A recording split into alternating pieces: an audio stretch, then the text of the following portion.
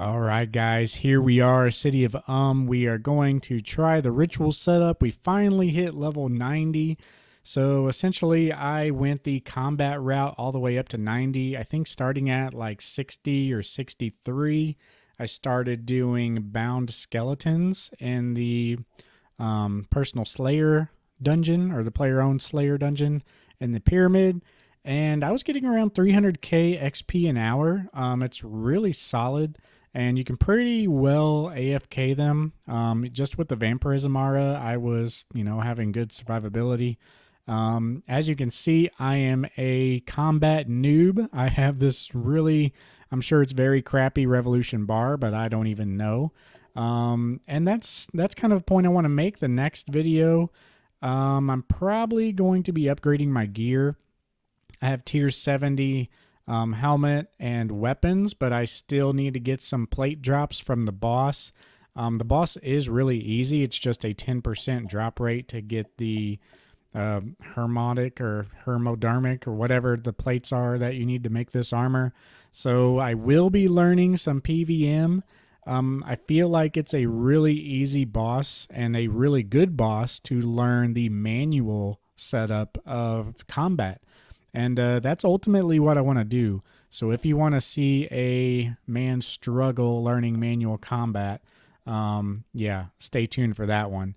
But since we're level 90, 90 is kind of a meta change. When you hit 90, you have access to some powerful rituals. As you can see here, we got powerful communion, necroplasm, and I think you get powerful essence a little later. Let's go ahead and take a look at that actually. Rituals, when is it? Powerful essence at 95. So this is a great opportunity. If you hit 90 and you do not have the amount of souls that you need for the Well of Souls here, as you can see, that's my case. I only got 3,000 for the quest to, fight the first boss. And that's all you need is like 2,000 for tier 4 when you get a lot of good abilities. But if we want to move up to tier 5, we need 4,500. And moving up to tier 6, we need 8,500. And then, of course, 35,000 when we get to the very top. Probably going to be AFKing that one.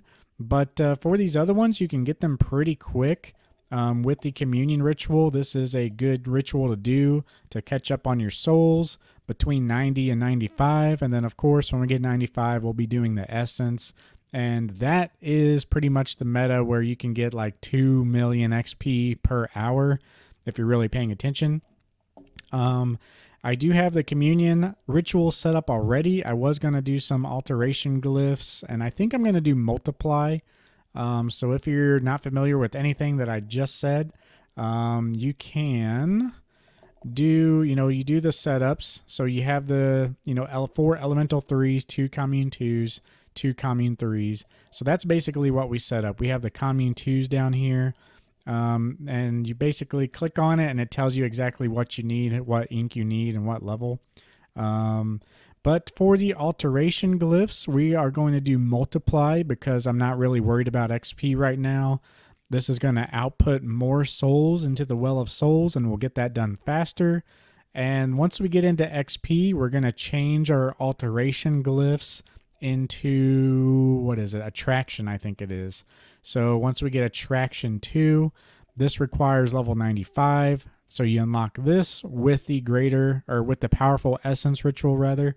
This is when the XP really takes off. And then eventually you get Attraction 3, which attracts more little mini games. And yeah, the XP just gets better and better.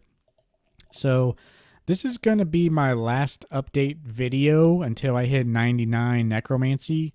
I'm pretty much just going to be doing this, and maybe I will show you the setup when I hit tier 95, but that'll probably be all bunched in another video. So all these glyphs that are lit up, this is for the actual ritual itself. For these 3 extra ones, like I said, I am going to do multiply so we get more souls outputted. And I need to buy supplies. I just had enough in the bank to really kind of just set this up. So I'm going to do some math when I'm off camera and really see how much this is going to cost me and buy all my stuff that I need to grind this out. So it's going to cost a lot of money, but you know, it'll be worth it. So let's go ahead and try this out though. We have 220 soul attraction. That is just with the multiply. And let's go ahead and check out the stats on that. So yeah, multiply 2 increases ritual output and soul attraction by 40%. If you do attraction and line them up, you basically have a 50% increase. So this really stacks up as you get things going. But yeah, let's go ahead and try a ritual, shall we? I need to equip a couple, you know, two-handed or rather dual wield so I can use the, you know, bladed dive. So that's really where you get the XP rolling. I'm anxious to see with the reinforced dragon bones. I think that's what we're using.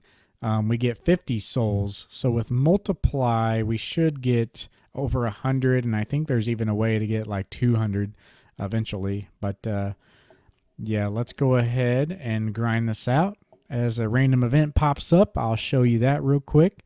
But yeah, this is the meta for 200 mil apparently. You know, doing this and then 95 going to the greater essence. So I'll be spending a lot of time here. All right, here we have the first event. I think we got to click on all these like 1, 2, 3.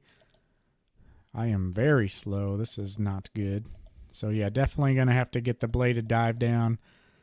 But there you see 8,700 XP for that little random event there. There's a storm that pops up on one of the plates that you can click multiple times. There's like little shining plates that you can click on for one-time XP.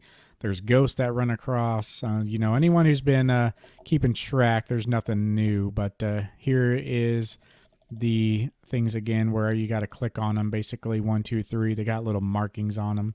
But there we go. Got that done again. I'm not a real big fan of the fixed camera mode either. You can do fixed camera over here, and it's a little, you know, it's a nice layout where you can see everything, but yeah, it's just a little strange clicking things, but I guess it would be good to get used to it. But here is a sparkling glyph. Got that. Go ahead and run back.